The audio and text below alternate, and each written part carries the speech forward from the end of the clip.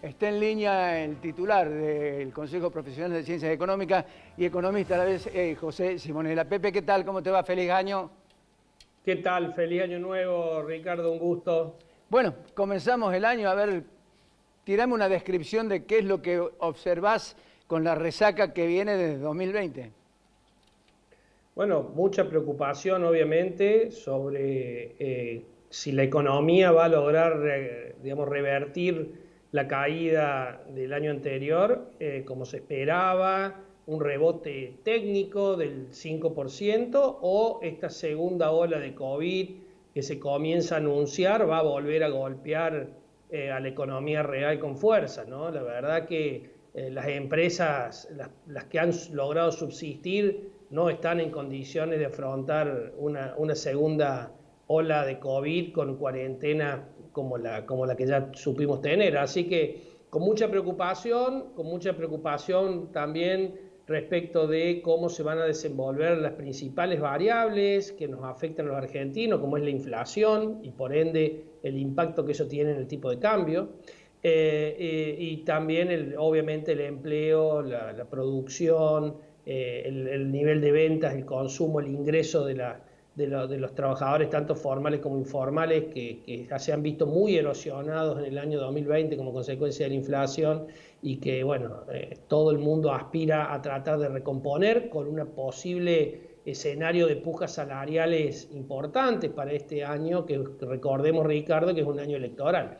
Así Claro. que con mucha expectativa y con preocupación por lo que puede ser esta segunda ola, que Dios quiera que no llegue a Argentina como se está, digamos, en estos últimos días estimando. Pepe, hay un dato que me parece singularmente importante, no solamente para el país en sí mismo, sino para su comunicación o su arreglo o como dato importante para arreglar con el Fondo Monetario Internacional. Y me parece que es la ausencia de orientación o desorientación que tiene el gobierno con respecto a un plan macroeconómico mirando hacia el futuro. Y si no hay orden, no hay plan, y si no hay plan, no hay proyecto, y si no hay proyecto, no hay futuro. Bueno, este es un gobierno que se encaprichó en querer no tener plan, digamos, ¿no? No quieren tener un plan.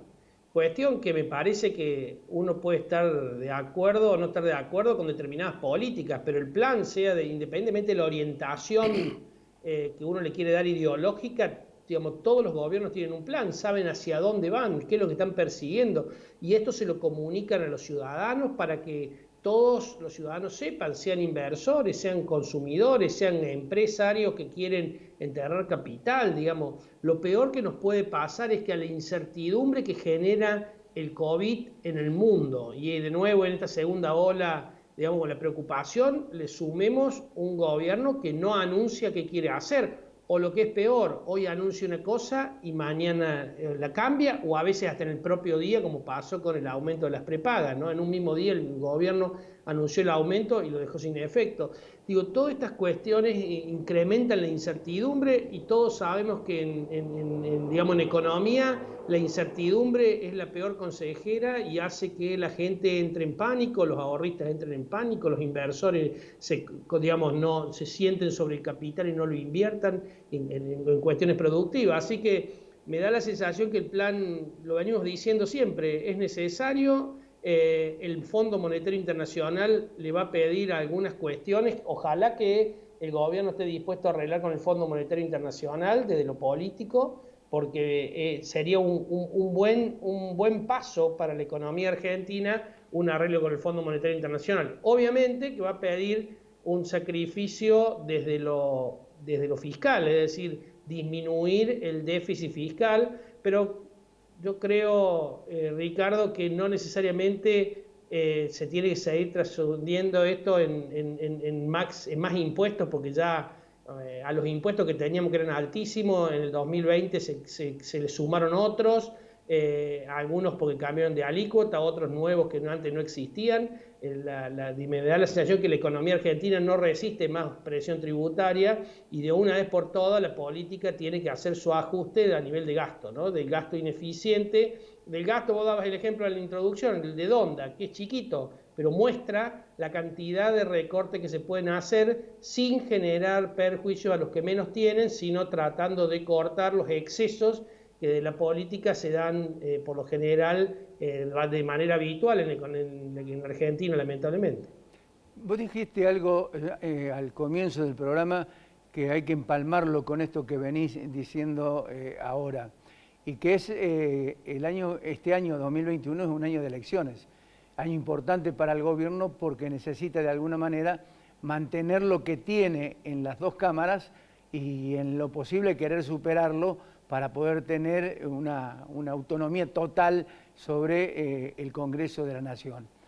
Y me parece que va a ser muy difícil poder llevar adelante un plan de ajuste teniendo en cuenta precisamente un año electoral y con un gran porcentaje de pobres a los que hay que asistir emitiendo, o no sé de qué forma lo harán, para tratar de alguna manera de consolidar ese voto que la pobreza le ha otorgado a este gobierno con la posibilidad digamos, no solamente de ganar elecciones, sino de que la elección intermedia también sea favorable a ellos.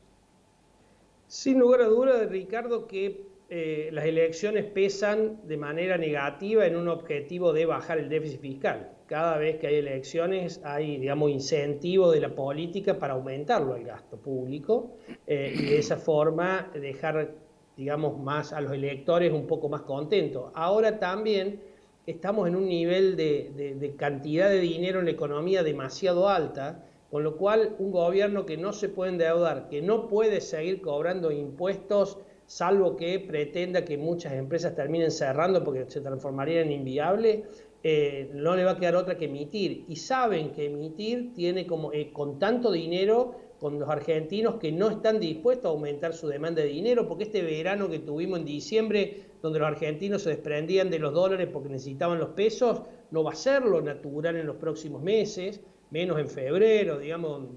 Así que la verdad que la contrapartida de esa propensión a gastar en la política para las elecciones está en que un gobierno sabe que no gana elecciones con el dólar disparado y con la inflación disparada. Y si el gasto público se va de las manos, seguramente va a implicar inflación muchísimo más alta que la de este año, y te diría posiblemente hasta más alta que la del 2019, y un riesgo de tipo de cambio también muy alto, que ya lo vimos, si bien lo veíamos en valores de estrés y lo hablábamos con vos cuando llegó casi a 200 pesos, sí. Pero bueno, todo esto queda en la conciencia colectiva. Entonces digo, me parece que el gobierno tiene que ser muy prudente a la hora de gastar. Seguramente va a venir un ajuste, digamos, de tipo cualitativo, en cuanto a que el ajuste lo va a volver a hacer la clase media, va a volver mayor presión sobre la clase media, van a aumentar las tarifas para la clase media y probablemente alivien un poco para la clase, digamos, para aquellos que tienen situación de pobreza o que están en situaciones más difíciles. Así que me daría la impresión que subsidio va a seguir habiendo a las tarifas, pero no para todos, seguramente para los que no lo necesitan no, lo cual por otra parte es lógico que eso suceda. El tema acá es qué pasa con esa clase media que está peleando para no caer en la pobreza, y si las medidas que puede llegar a tomar el gobierno en pos de un acuerdo con el fondo necesario, si es solamente por el lado de los gastos, puede generar que este grupo de clase media que viene soportando los ajustes, no de este gobierno solamente, sino de los gobiernos de los últimos 20 o 30 años, una clase media que cada vez es más chica, lo va a poder, digamos, lo va a avalar luego en las urnas. Así que me parece que el desafío político del gobierno se trasunta también en un desafío económico, tiene que tener mucho equilibrio, y acá espero que la ideología no se mezcle, porque de lo contrario, digamos, me da la sensación de que pueden salir cuestiones complicadas para algunos sectores que todavía están en Argentina pensando en invertir, ¿no? Espero que el gobierno privilegie el mediano y el largo plazo sobre el cortísimo plazo que son las elecciones, y de esa forma tome medidas, si no quiere tener un plan, digamos, no lo quiere anunciar un plan, tome medidas que sean más racionales para generar inversiones y por ende para generar empleo que le hace falta a la Argentina, porque tal vez el mayor flagelo o uno de los grandes flagelos del 2020 fue no solamente el aumento del desempleo, sino fundamentalmente, Ricardo, la caída del empleo, la pérdida de puestos de trabajo y el desaliento de muchas personas que dejaron de buscar trabajo. Bueno, creo que ha sido un análisis amplio. Pepe, me queda una sola pregunta para hacerte. En este contexto, tal cual como lo has definido vos, con poco margen para poder gastar más de lo que se recauda y con, digamos, la poca predisposición a recortar el gasto político. ¿Ves que el acuerdo del fondo se puede lograr sobre la base de lo que presente Guzmán o que el fondo le diga a la Argentina, este es el plan, señores, ajustense a esto porque no hay otra salida? Yo no creo en un fondo imponiendo planes, creo en un fondo acordando con el gobierno cuestiones básicas. El gobierno sabe lo que el fondo le está pidiendo y por otro lado es lo que le pediría cualquier acreedor.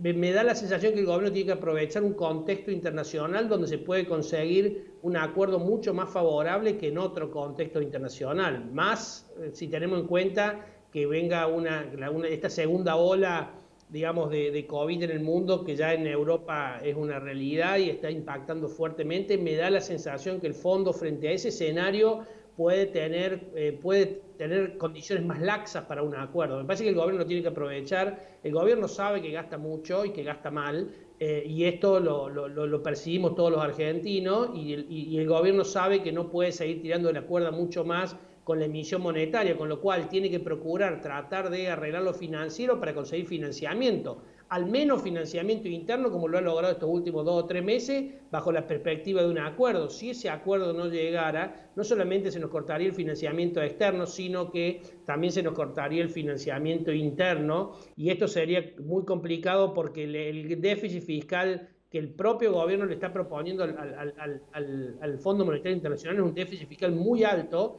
que no se podría financiar con emisión en las condiciones macroeconómicas que hoy tenemos, sin que esto impacte fuerte en inflación y en tipo de cambio, ¿no? Y por ende en más pobreza y en más desempleo.